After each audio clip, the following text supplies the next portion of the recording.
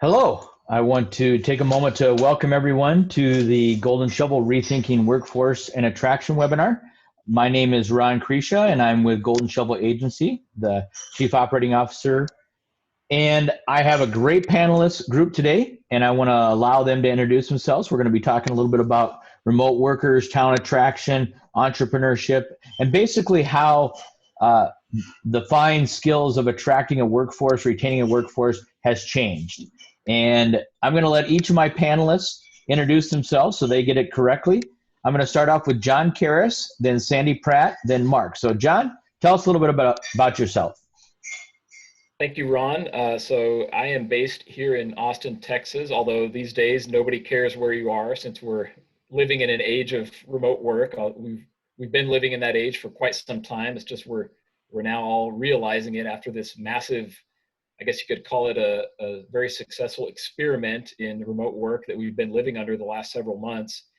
And I'm the VP of Business Development with TIP Strategies. We are an economic development consulting firm that works with cities, counties, regions, and state level economic development organizations to help them put together strategies for the future.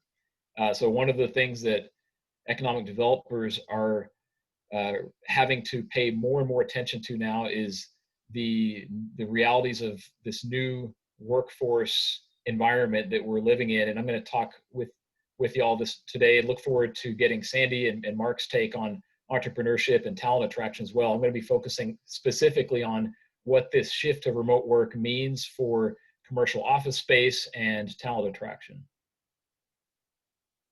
Awesome. Thank you, John. Sandy from Underpinned. Great. Sandy Pratt, Vice President with Underpinned. We are a marketing public relations firm with specific expertise in economic development. I am based in the Oklahoma City area, and our main offices are in New York. Work with economic development organizations across the globe. Thank you.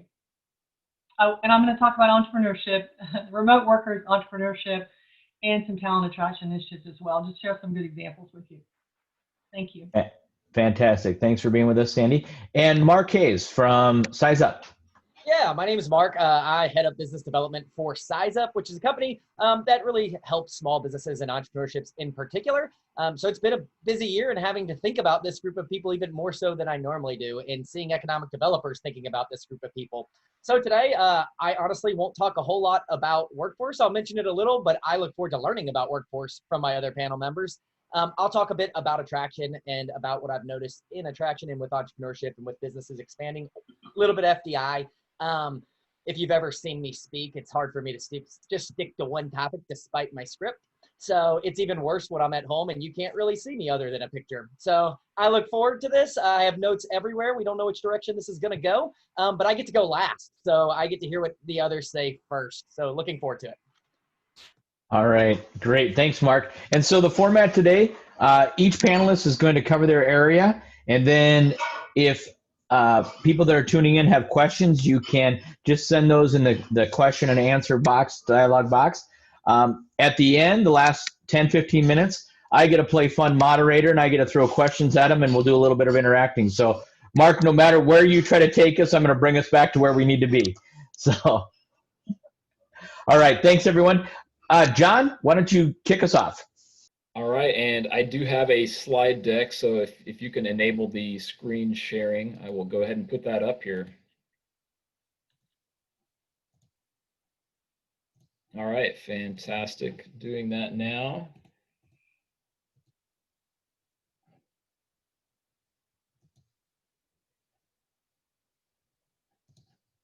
All right, let me make sure that, let's see here. Cool.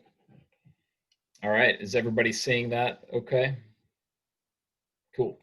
So I did want to kind of start off by just, again, thanking Golden Shovel for this opportunity. And I've got a 45-minute presentation, so hopefully that leaves a few minutes for Sandy and Mark. And I'm just kidding. We'll try to stick here to our allotted time. But it's such an important topic, and there's so much uncertainty right now. I think I have to start off by saying that even though the issue of remote work is something that I've been obsessed with for several years and been paying attention to there's a lot of uncertainty out there. So we just have to start off by acknowledging that there's a number of things that we don't know, but I'm going to talk about the things that we do know about remote work and how it's affecting the economic development profession. I did already kind of talk about TIP strategies and who we are as a firm. I probably should point out two people in particular. John Roberts, he was on the last panel with Anatoly Ubalde from GIS Planning and SizeUp. He's done a lot of speaking on the topic of disruption with IEDC and other organizations over the years, as well as for those of you that have not been following our firm recently, a couple of years ago, Tracy McDaniel joined as president of TIP, and she's the immediate past chair of IEDC and has worked at state level economic development for different governors. So our team is a growing team, and we're fortunate in this time to be busier than ever. So I just wanted to point out those two folks. And I don't have to tell you that we're living with some new realities that are affecting how we go about economic development. But everything from the pandemic and the economic downturn, we were talking about hurricanes in October, or as we were getting onto the meeting here, and obviously the social unrest that we're dealing with. But the challenge for us as economic developers is really to understand what trends were already underway before 2020 and how have they been either accelerated in the case of automation, in the case of e-commerce, especially in the case of remote work, and what does that mean and how do we respond differently? So when we think about, let's just take the remote work topic and as just one thing and all the different cascading effects that has on every segment of our economy. We can talk about how it's affecting people's travel patterns and the inequities. We're going to talk a little bit about social inequality and how remote work is fitting into that. But let's talk for a minute about commercial real estate and how that is changing in light of remote work. So just a few weeks ago, Pinterest, they paid $90 million to break their lease for the headquarters that they were going to be moving into in San Francisco, because they're seeing that their workforce is going to be working remotely for the indefinite future. And when you think about that, they literally spent way more money than a lot of companies spend to build an entire brand new headquarters just to get out of the lease, because they're seeing the world changing and they're responding. Same thing with a lot of the major tech companies. Twitter is saying that their workforce can continue working remotely, not just during the pandemic, but even well after there's any kind of vaccine. They can continue working remotely forever. So is this the future of commercial office space, especially in places where a lot of the tech workers have been concentrated traditionally? This was a survey that was done a few months ago of over 4,000 San Francisco and Silicon Valley area tech workers. 2/3 of them said if they could work remotely, they would consider leaving the area entirely. It's forcing literally tens of thousands of executives of companies, large and small, to reevaluate their real estate footprint. Another example, this is REI, the outdoor equipment retailer. They had been in the process of building a super fancy brand new headquarters in the Seattle area. And they said, we're gonna get rid of it. We're gonna sell it. They actually sold it to Facebook for $368 million. So there's a little bit of not every company is responding in the same way. Some companies are still going to have a significant commercial office footprint. Microsoft is another one that said they're going to move to a hybrid flexible work arrangement where people can work remotely half the time, but still have to come into the office once it's safe to do so. So when we think about this, and the growth of remote work has been one of those trends that's been happening for the last 10 or 15 years, but it's really been compressed and accelerated. We were going to probably get to a point where a much larger segment of the workforce is working remotely 5-10 years from now, but that's happened in a matter of months. And this was another survey of executives as well as office workers that was done a few months ago. And you can see clearly that the amount of workers that are going to be working remotely post-COVID is going to be much greater than before the pandemic. So when we think about all the different ripple effects, obviously the direct impacts on commercial office space that's currently on the market, the future construction, commuting patterns are going to be disrupted. They're going to look very different. And the way that urban planning and design professionals are responding and trying to figure out how to adapt land use and development, different parking requirements when people maybe are only going into the office once or twice a week in the future rather than 5 days a week. And obviously when we think about residential construction, that's going to look very different. The home office is going to be much less of a novelty and much more important long term. And then there's this bigger question about the demographic shifts. You've all probably seen the articles about New York City and San Francisco, which people have left, and there's different data sources that we're trying to understand exactly how much of that shift is permanent, how much of it is temporary. But there's a really big question around the changing patterns of urban migration, suburban migration patterns, and where talent is going to be attracted to. And then there's the other questions like university towns.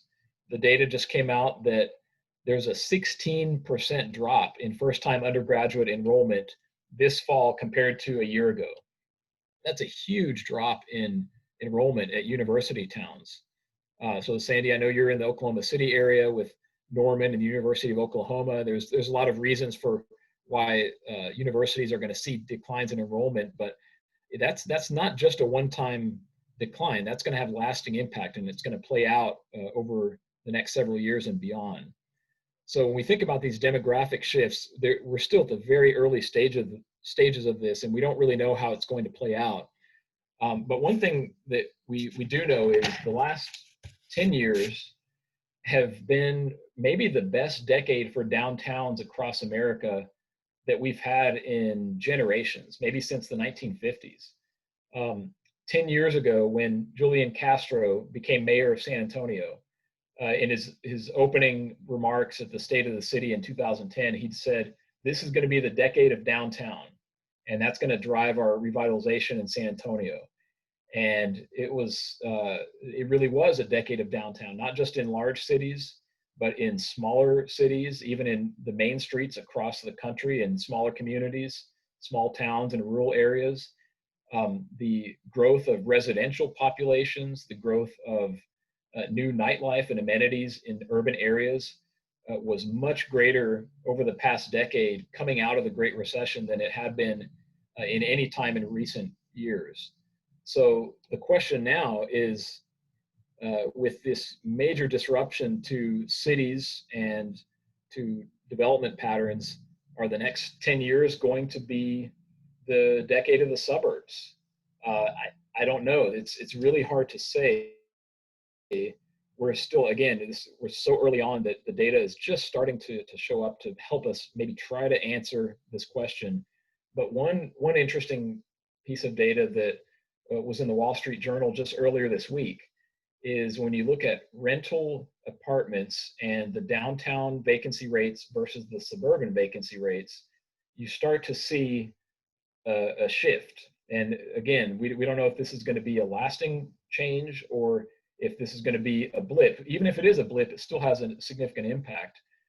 But you can see over the last few years prior to the pandemic, the vacancy rates kind of trended the same in downtowns and suburban areas. But starting in the first quarter of this year and really picking up in the second quarter, you saw a much higher vacancy rate in downtown apartments than in suburban areas, which have actually seen their vacancy rates trend downward.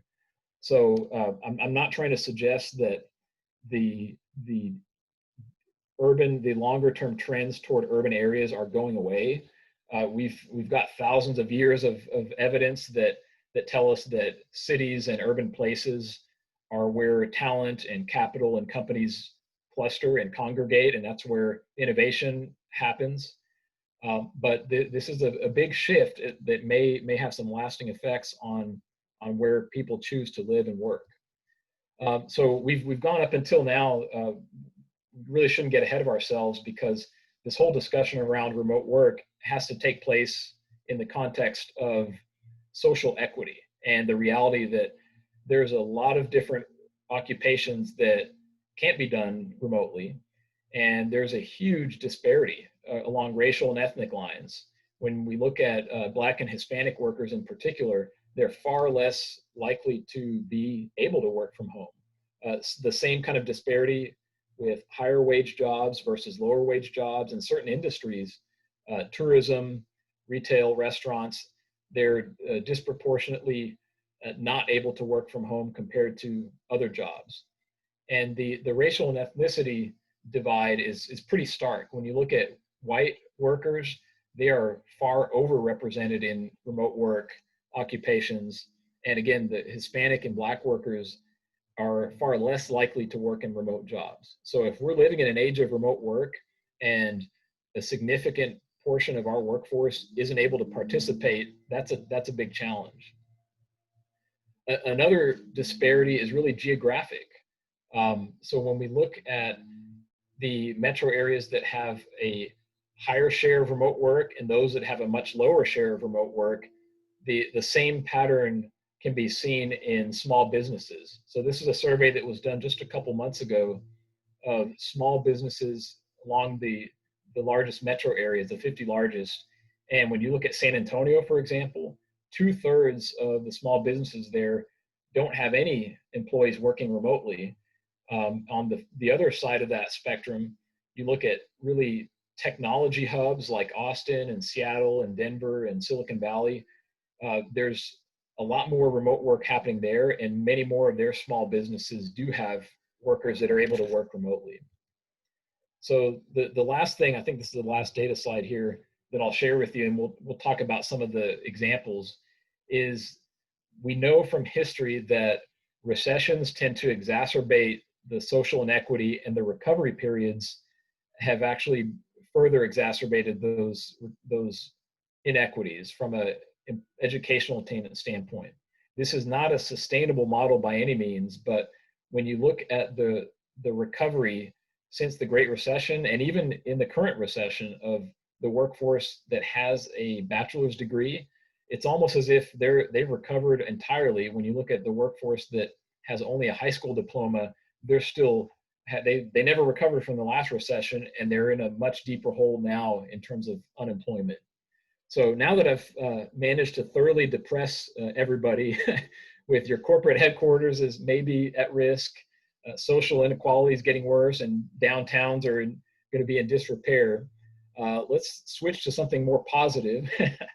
I'm only half kidding, but really we do need to focus on the value of remote workers to your local economy. If there's going to be more and more of them, we really have to understand what benefit they provide.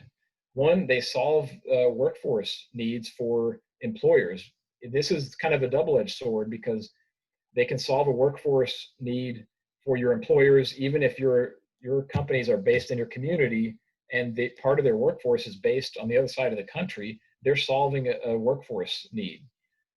Obviously, they invest in the local real estate market, whether they're renters or homeowners. The remote workers that you have in your community support local businesses. They also really help to make your community more innovative. They build networks that support entrepreneurship. I know you're going to talk more about this, Mark. I'm curious to hear what you're seeing as far as entrepreneurship and business creation. Remote workers really contribute to placemaking. Your downtown's not going to die. Your main street will come back. And a lot of that has to do with the remote workers that are in your community. And then, of course, they build connections to the outside economy. And I guess one more that I would add to this, it's almost like the best economic diversification strategy. When you have more and more people working remotely, they're working across all types of sectors and types of companies. So by having them in your community, it's almost like a built-in way to help diversify away from being overly dependent on a single industry or a single employer. So it may actually make more communities better resilient and able to handle further economic change in the future by having more remote workers. So just a few quick examples, and I know Sandy's going to talk about one of these here, so I'm not going to steal your thunder too much. But the first one that I thought that we should at least acknowledge when we think about how different communities are rethinking workforce attraction in this remote work environment. I think most people that are on this webinar have heard of the Tulsa Remote program by now. They started it a couple years ago, and it was sort of this ambitious, creative experiment that they were going to incentivize and target remote workers. And I'll just say that it's been very successful, and they've significantly increased the amount of people that they're trying to recruit, and they're getting many more people that are applying and interested from places like California and Silicon Valley. And I love this one because they actually have some real data to start sharing, and they've been building this infrastructure around attracting remote workers for the past couple of years, and they've spawned a number of carbon copies in Alabama and Topeka and elsewhere, communities that are trying to do the same thing. So it's like they're ahead of the game, and they look really smart right now for pursuing this strategy. Another example, and I'll share with you, this is one of our clients that we're putting the finishing touches on an economic development plan for the city of Richmond, Virginia. And going back to the question about an equitable recovery, that's really the mandate. We really have to, as economic developers, focus on social equity. And there's two major initiatives that we're recommending for the city of Richmond. One of them is, again, we have to acknowledge that if we're going to have an economy that's based more on remote work, how can we possibly expect to help the people in our community that participate in that economy if they don't have access to internet? So a full-scale initiative to provide broadband internet to every resident, and to not permit any more residential units without broadband internet, the same way that you would think of, you wouldn't permit a house without running water or electricity. We have to think about internet as a basic piece of infrastructure. Another one that we're recommending for Richmond is not so much a national full-scale remote worker attraction program like Tulsa, but more focused on their specific surroundings. So Richmond is only 2 hours outside of DC, which is the home of HQ2. And if Amazon follows a similar path as Microsoft, where some workers are going to be remote part-time, some not full-time, then being able to have access to those workers nearby is going to be a huge benefit. But also thinking about the existing employers in the region and helping their workforce work remotely, even if they're not right now. So it's really not entirely about attracting remote workers from outside, but helping your existing workforce work remotely. One more example, this one's a very creative talent attraction effort that actually a joint effort from the San Diego Economic Development Corporation and the Tourism Authority. They came out with this Just Say No to Winter campaign, and sorry for the folks at Golden Shovel that are up in Minnesota, but they tried to make the case to specifically to fill STEM jobs and for their tech industry and life sciences, people that were in Boston, New York, and Chicago, and say, hey, just say no to winter. Come to San Diego, where you can have a great quality of life at a similar or lower cost. Now it's interesting because they have shifted their focus in the last several months, not so much for attracting talent from other markets, but more around helping their existing workforce better connect to job opportunities, because a lot of folks locally have been unemployed recently. So taking a totally different approach, this is another one of our clients in Wausau, Wisconsin. They're embracing winter. They're saying, hey, you know what? It's maybe snowing in October, but we're going to build a brand as a outdoor recreation and extreme sports capital of the Midwest. We happen to have a ski mountain. Who would have thought, right? In the middle of Wisconsin, great whitewater rafting and all sorts of outdoor recreational opportunities. They've put this together as part of their talent attraction website and campaign, and working with local employers to build this message around attracting talent. And I think the last example that I've got here is is actually in Green Bay, another Wisconsin example. And it's interesting there because we did an economic development plan for them a few years ago, and we've been re-engaged to do an update. And we had a meeting with a lot of their HR directors of major companies just last week, including the Packers and Schreiber Foods. And they were making the case that, yes, remote work is a big opportunity if we're trying to attract people that maybe they're priced out of Chicago or Minneapolis, or they want a smaller city lifestyle. But it is a double-edged sword because many of our corporations now can access talent outside of the region. So the focus on innovation and entrepreneurship really closely tied in to talent attraction, and the things that the Packers are doing with Microsoft and with local entrepreneurs is something that they're trying to really increase that along with their talent attraction efforts. So I think that's the end of my presentation. I look forward to the discussion. All right. Well, thank you, John. A lot of good information is going to feed us into as we moderate a little bit later. And with that, Sandy, I'm going to let you build on that and take it to your presentation.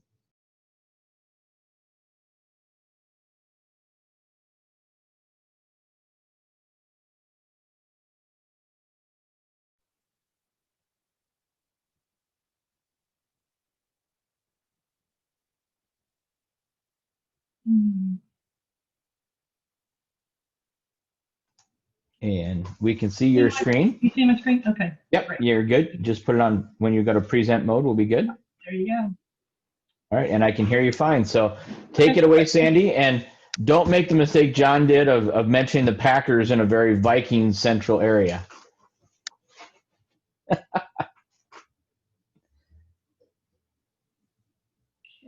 one more thing here. Okay. Okay, you see my slides? You are good to go. Okay, great. John did a fantastic job of foundation and laying everything up, so thank you. I won't go into too much discussion on that. I have put together some examples that I wanted to share with the group today of what I see as kind of best practices and models that I need to move this. Hold on a second. That I found and I think are really great examples for you and your communities and organizations. So the first one that I want to highlight is just announced last week is a new remote worker program in West Virginia. It's called the Outdoor Economic Development Collaborative. Would be nice to get $25 million in funding from Intuit CEO, which is what happened there. Donated to the university to develop a remote worker program and support their outdoor economic development efforts already. They've been branding themselves as a startup state. This folds and segues right into that strategy and messaging, and basically targeting people that are fully employed to relocate to the state. Focus is on outdoor enthusiasts. West Virginia is known for its great outdoor environment. I wasn't aware of all the assets that are there, but a lot of great skiing and snowboarding, thousands of miles of trails. They're known for their great whitewater. And so they really want to attract people, younger people and families, to kind of help change and build their state and their economy. Pretty typical what they're proposing for remote workers, providing co-working space, financial incentives, and remote worker certificates, which is something that is important in today's environment, as basically helping to train and develop people so they will be good remote workers for the employers, and they have a confidence level of who they're hiring. And they'll have entrepreneurial support through West Virginia University, and they're going to leverage some existing programs that they have for K through 12, which is the Science Adventure School and the science behind the sport. So it was really exciting. Keep an eye on that and watch that one develop. They focus, a lot of their programs there are environmental STEM, which is a great fit for what they're doing with this remote work initiative. The next one you may have heard of as well is the STITCHCREW ThunderPad Accelerator that is in the Oklahoma City area. It was started in 2018, has been very successful working with tech startups. They have, over the last just over 2 years, helped 51 startups and have 11 cohorts in their current batch 6. They have seen an increase in the activity and the number of entrepreneurs looking to enter into the accelerator program, and more focused on health, of course, with what we're seeing with COVID. I think most of the 11 cohorts this year are focused in some aspect of health and related to COVID. Huge network of founders and investors. They did some COVID-19 resources to help with once the COVID-19 hit earlier this year, did some national database information. And then demo day, after their 12-week program, they demo to a group of investors and community leaders and business leaders as well, so they get national coverage. The leadership with STITCHCREW, Erica and Chris Lucas that developed it, have done a great job of networking across the U.S. with venture capital investors and other investors, and were successful in getting some EDA funding this year as well to help with their program. They were awarded a $300,000 grant, and they leveraged those dollars with matching to get to a $715,000 investment into the program, which will help them support 40 more companies over the next few years. I asked how they measure success, and wanted to share this.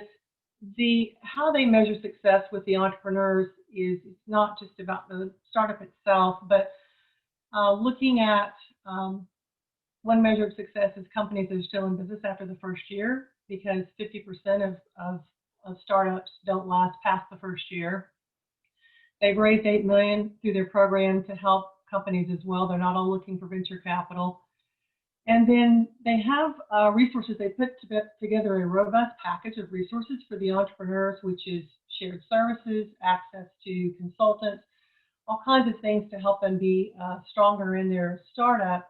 And those are shared at no cost or very reduced cost to what they would be paying if they were out operating on their own. And that's been very attractive. And one thing that's very important today and always is diversity.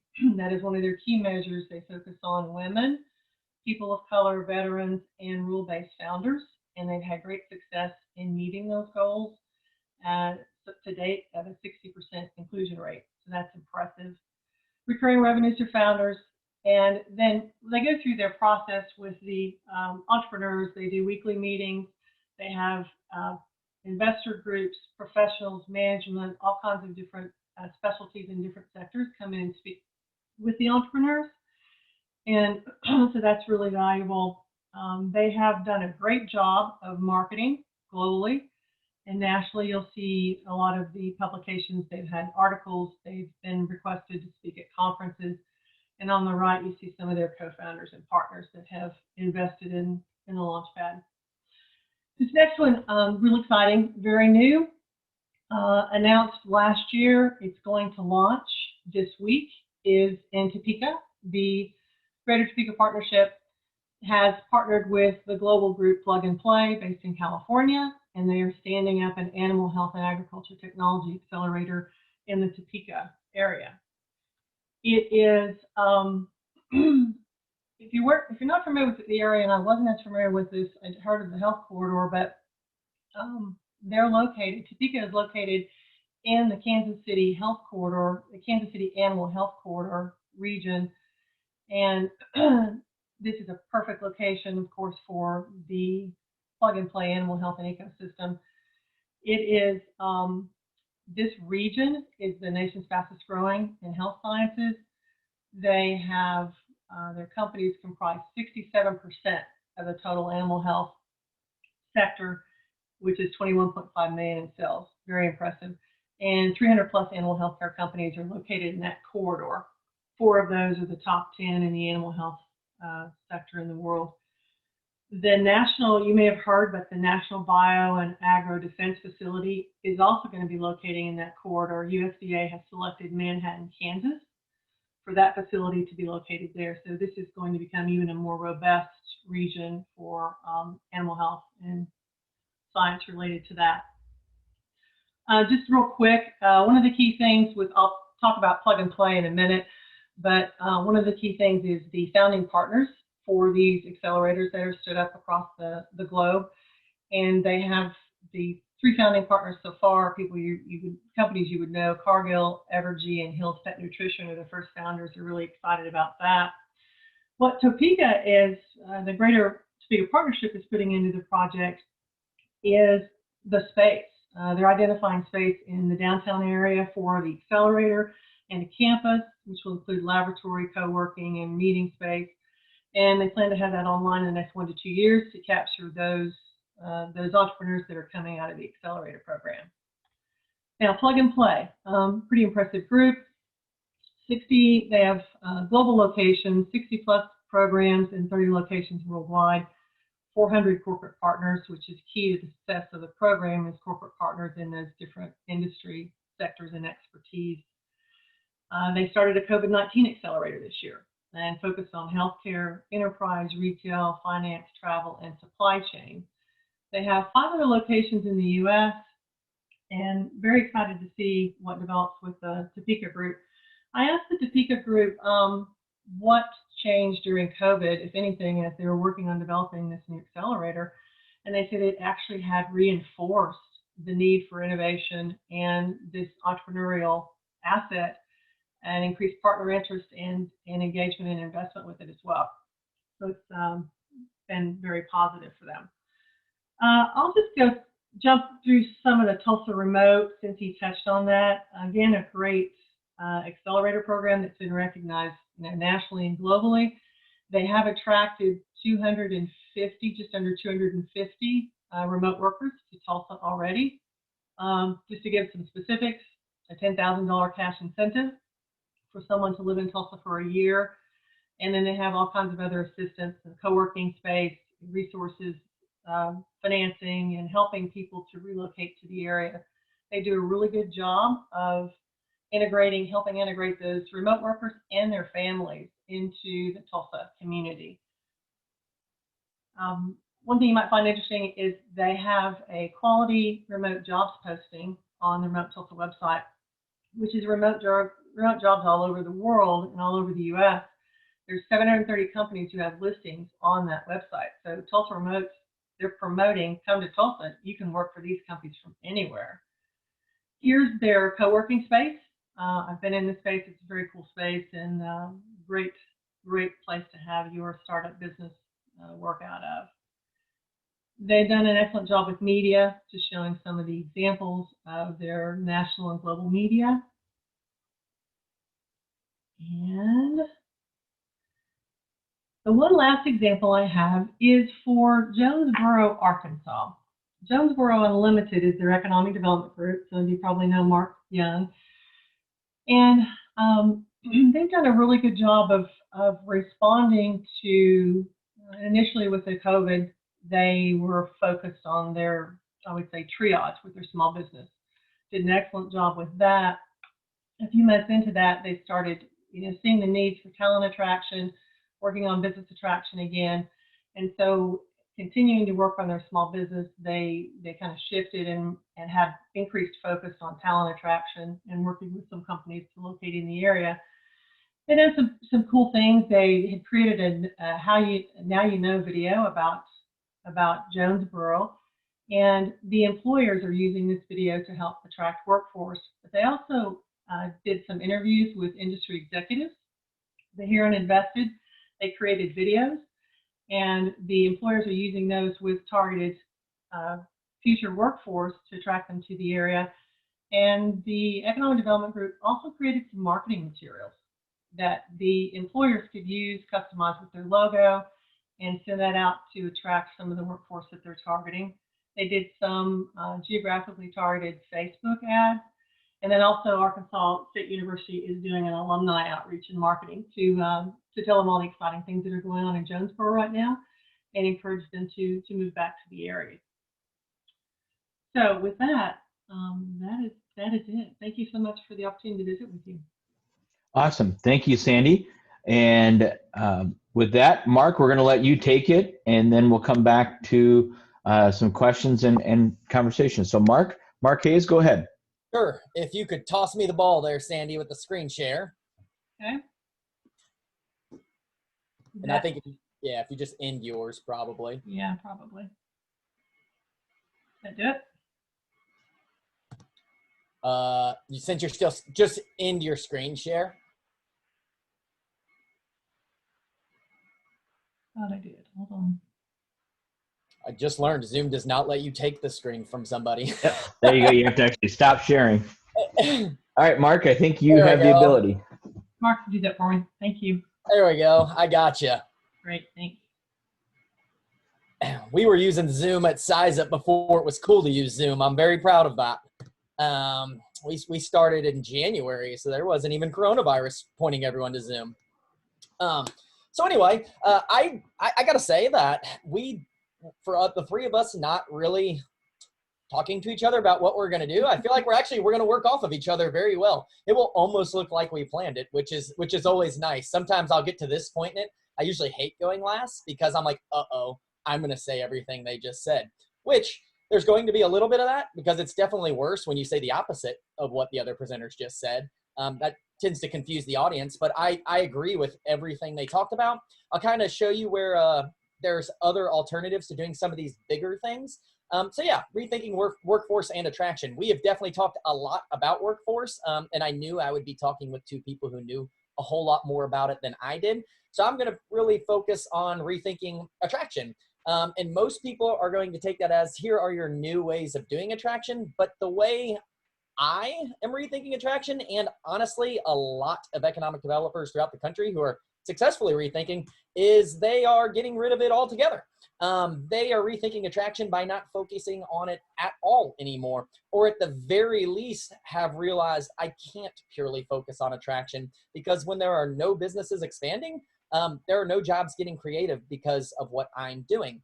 So there's now an opportunity to expand what you do more to help the actual businesses who are creating the jobs and not just chasing that white whale of a big business, which it's been long known that the odds of landing that big company are pretty small. Most of those efforts that you're putting to every day, for the most part, they come up with nothing. So we're going to take a look at how we can separate attraction and job creation because they definitely can be separate topics. So what we're going to look at here is on the left, you have a flyer that was from the 30s about come to Mississippi. This is why we're great.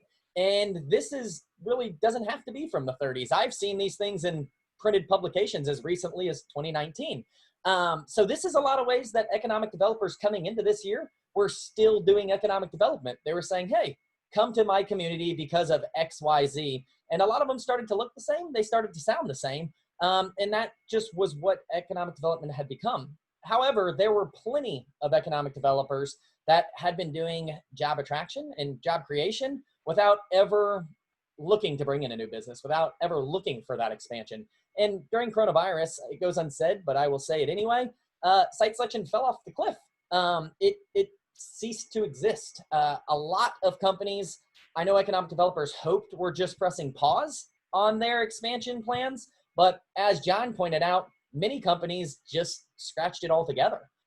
They aren't just hitting pause. They're saying, you know what, we're not going to do it. We have found a way that we can, quote, expand without having to ever put up any more brick and mortar, without having to ever clear another site and invest hundreds of millions of dollars into a new community. I can expand what I'm doing. As long as I'm not in manufacturing, it's pretty easy to expand your tech company or anywhere else without really having to expand the buildings themselves. So in some ways, coronavirus hurt the old school economic development by giving these companies the excuse to have a trial run and didn't even have to put their credit card in for the trial run.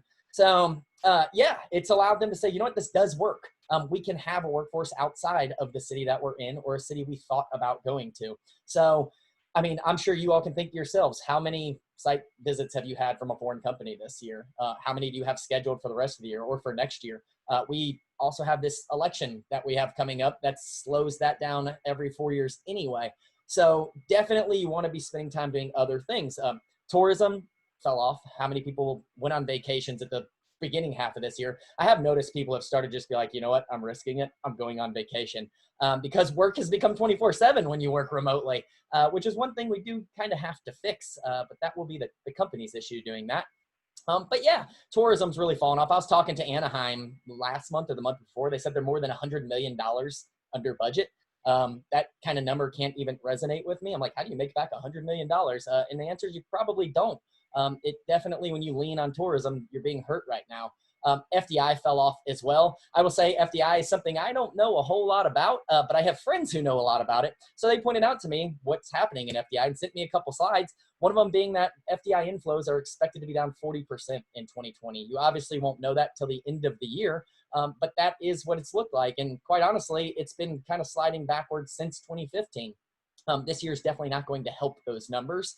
And then it even shows you within Europe what it's looked like in terms of overall projects, with Western Europe really dominating Eastern or emerging Europe, but both on a severe decline. You see that both from the end of last year are down more than 75% of projects. So economic developers are now wrestling for 25% of what they previously were in their community. And honestly, your odds of even getting it at the best weren't that great of landing a project. Now those odds became exponentially worse. So relying on attraction, relying on FDI, really it's a losing formula right now.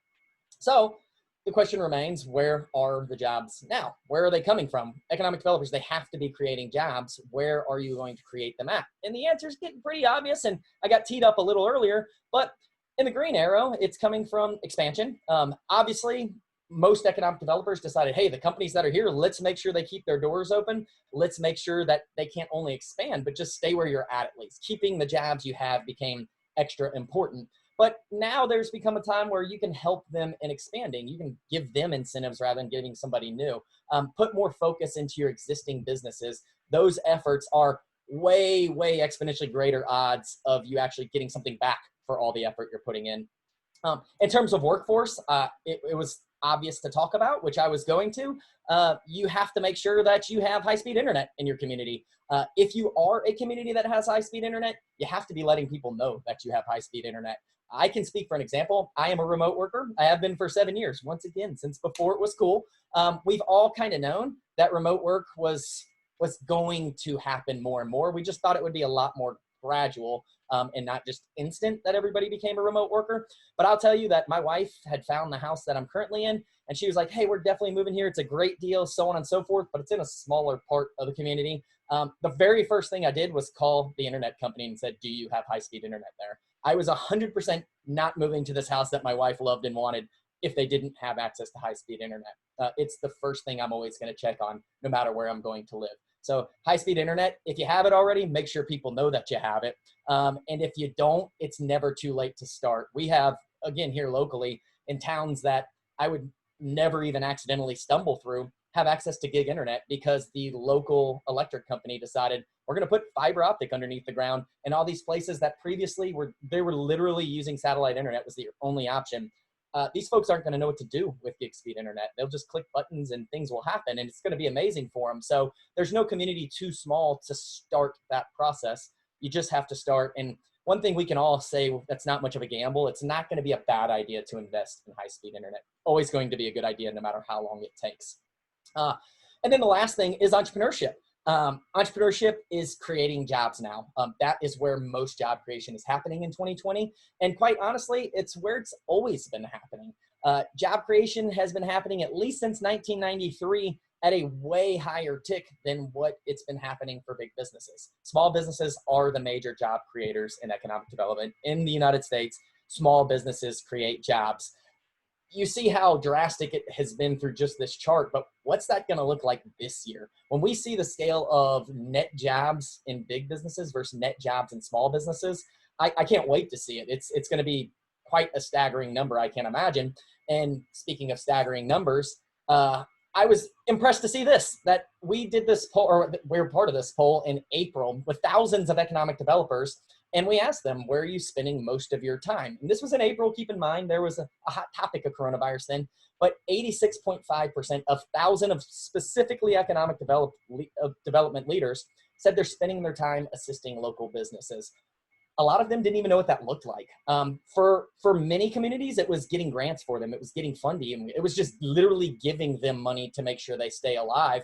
But they all started to think about jobs. It's all in small business right now. I will say that we don't have any numbers on it. I don't specifically, but I have noticed in the last 2 months to 3 months, depending on what part of the country you're talking to, economic development has slowly slid back into doing what we had always done. When, man, there was a real opportunity to continue assisting local businesses to make your community better. to make it more attractive for that workforce that doesn't have to work in a building, that can work for home. Helping entrepreneurs is great for a community. When small businesses are thriving, people want to go to that community, especially the younger workforce. And then this was another thing I saw. I was just looking up business applications, and this isn't, I literally was like checking the work. I'm like, well, it's hard for this to get it wrong, but 1.5 million business applications in the third quarter of 2020. You see how that compares to the past. You're almost double the amount of business applications of the peak time of the year for any other year. And you usually see there's a gradual fall up. Most people start businesses in the first quarter, next in the second quarter, then the third quarter, then the fourth quarter. It's by far the least. You see this, at least since 2006, is the first time that a quarter outside of quarter one had the most business applications. So does business application mean new business? Absolutely, it does not. But it means these are people thinking about starting businesses at least. And beyond thinking about it, they've actually gone through the step of let's get a business application, let's get a license and make sure, hey, this is something I'm planning on doing. Those are the people that you need to be helping. Those people need help and they need it right now.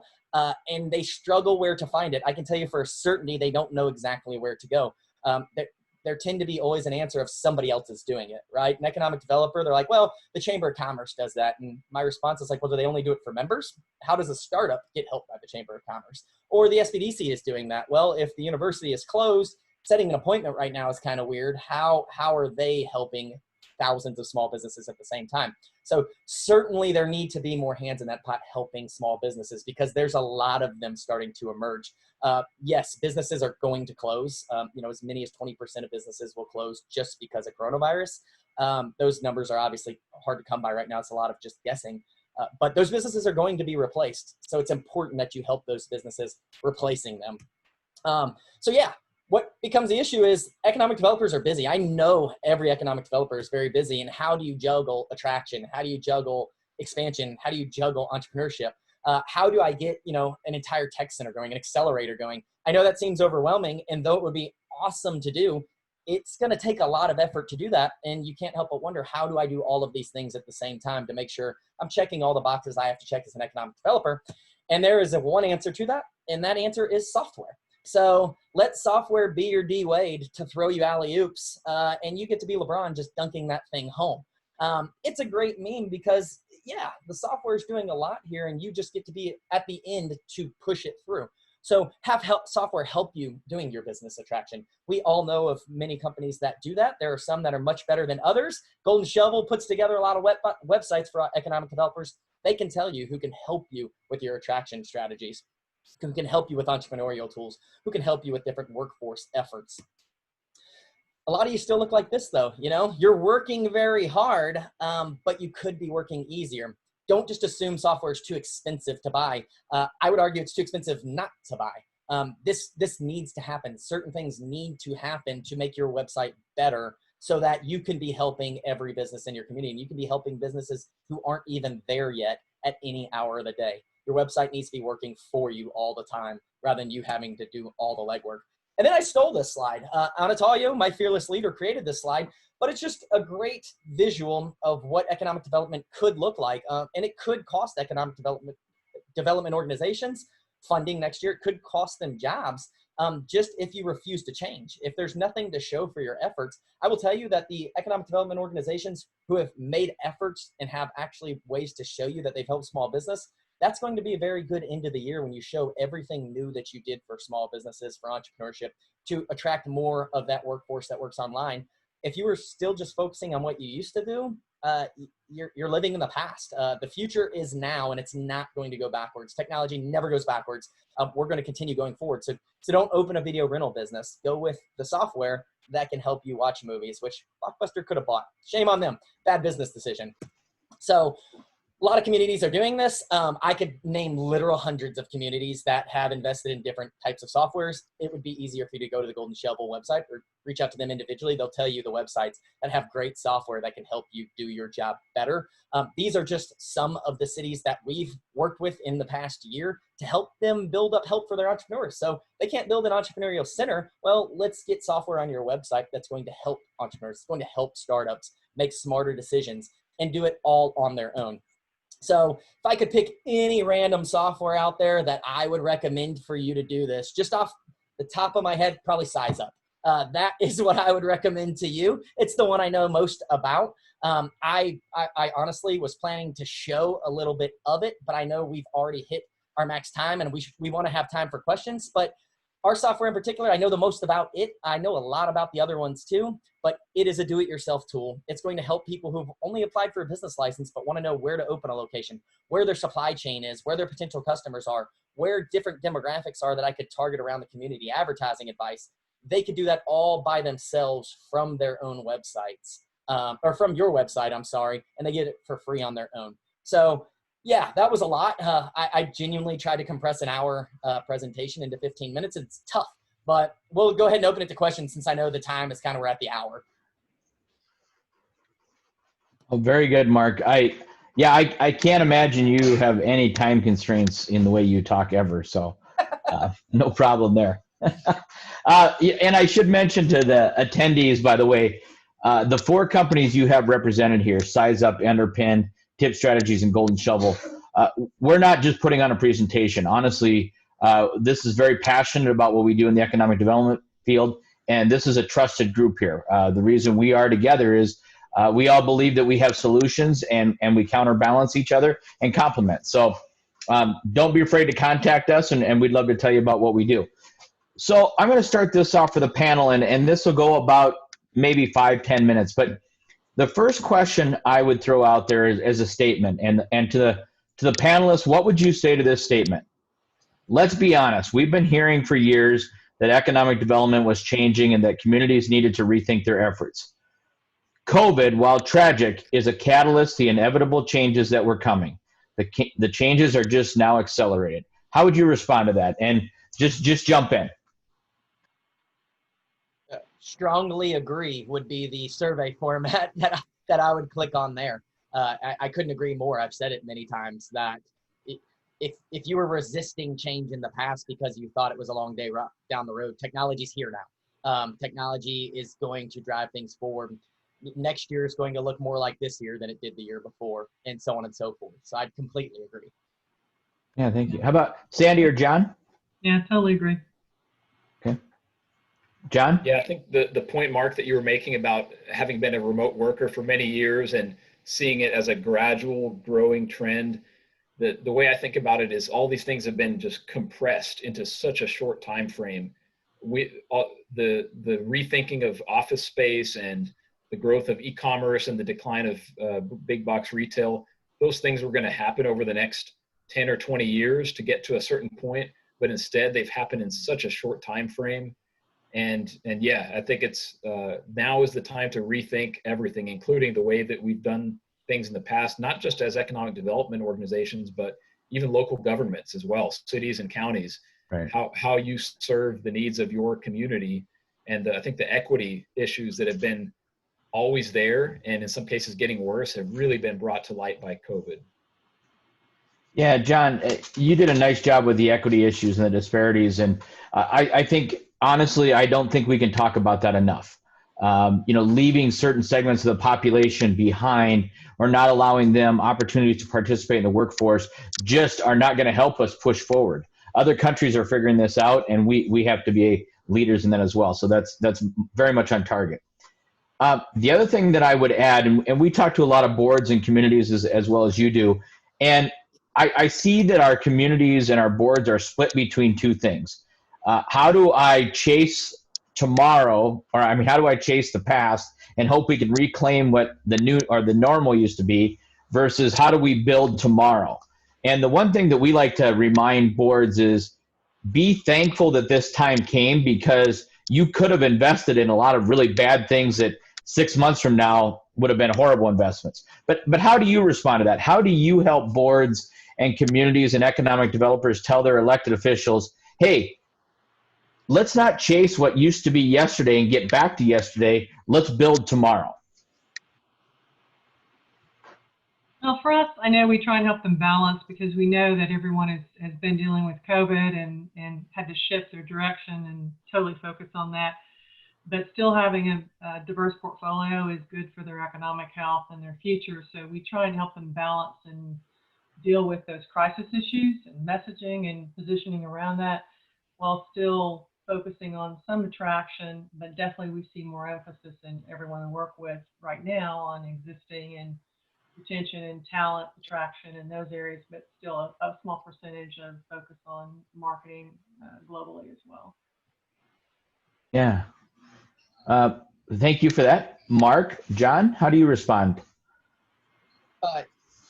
I mean, yeah, I would definitely say just like Sandy, the reason the phrase like don't put all your eggs in one basket, like that should be in life in general. Like definitely do a lot of different things so that you don't crash and burn when something like coronavirus happens.